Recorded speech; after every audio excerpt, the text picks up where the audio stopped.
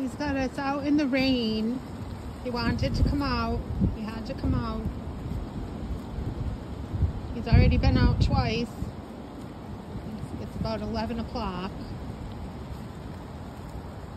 He's a good boy.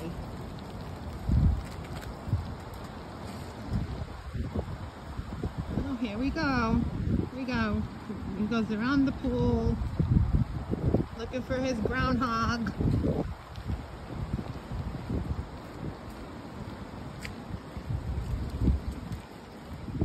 You found a bally. Get out of there. Come on.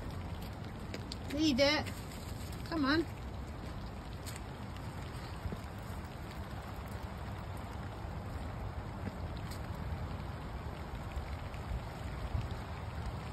It'll be nice in the summer when it's all cleaned up and the leaves are gone and the pool's ready. Pretty soon. Pretty soon.